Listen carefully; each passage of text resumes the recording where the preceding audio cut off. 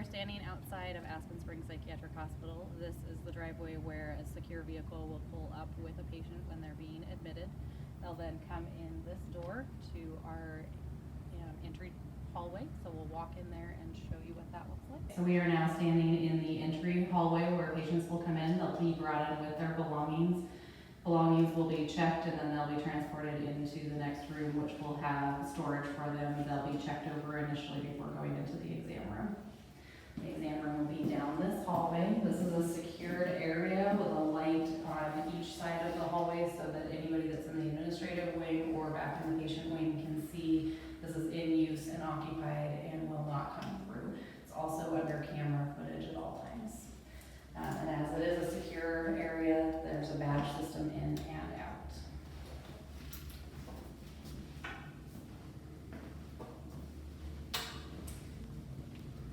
Belongings will come into the sally port. There's storage lockers in this room for their items to be locked up, inventoried.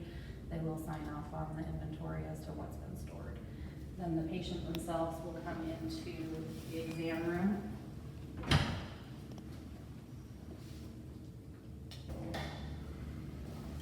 Once in the exam room, there will be a exam table in here. They'll have a physical exam done as well as their initial screenings and paperwork done by the nursing staff.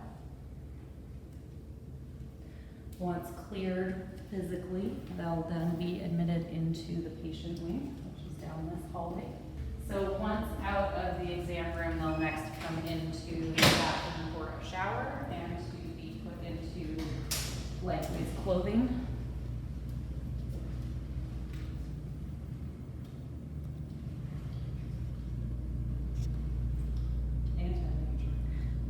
This entire bathroom is anti-ligature. All of our handrails have bars behind them to prevent any ropes or strings or any type of material from being secured behind them. All of the soap dispensers, the shower nozzles, etc. are on a slant to prevent anything from being tied to them. Any hooks for clothing are weight bearing, so any amount of weight beyond a t-shirt or a pair of pants will pull those down. And then anything like grates in the floor or in the ceiling have small enough of a circumference that you cannot put anything through them. From the shower room and changing into clothes, you then enter into the secure patient unit.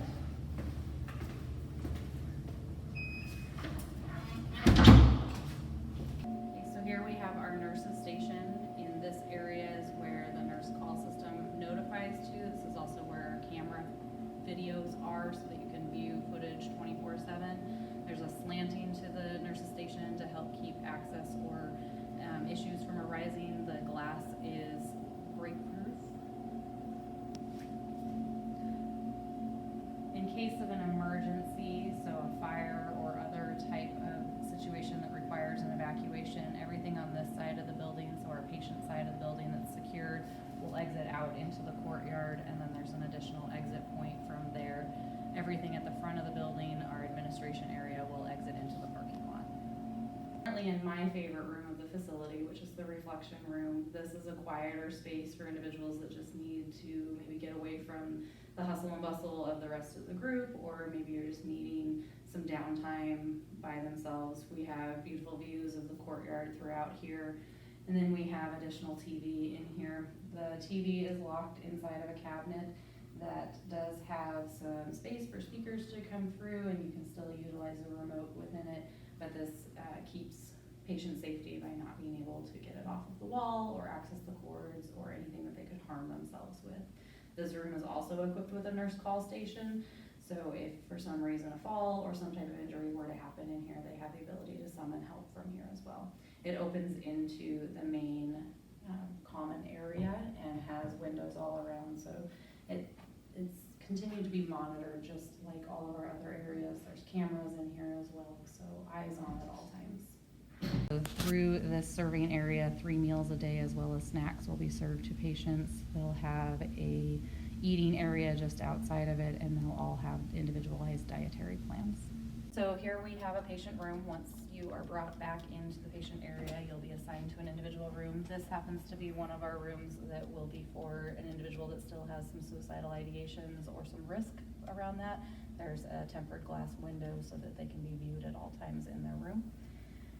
Inside of the room, we have an individual bed, which will have full linens and be comfortable. We have a reading light above the bed that's on a slant and angled so that it can't be used for any type of ligature point. There is an individual control for that bed, or for that reading light there. They'll have a little cubby space for some of their belongings, and again, some clothing hooks that are non-weight bearing, so any type of weight on them, they start to bend down. They can't hold anything for that anti-ligature. We have our local artwork from an artist here in town that painted murals in each room. Each one has just a slightly different flavor to the colors and the look of the tree. All of the rooms have windows that look out onto the courtyard. The blinds are embedded inside of the glass, which is tempered. There is a key to be able to maneuver those blinds, so staff will assist with opening or closing of the blinds. Okay, so each room, which they are individual rooms, so nobody will be sharing, and each room has its own individual bathroom that has toilet and sink. We have shower facilities in the main hallway.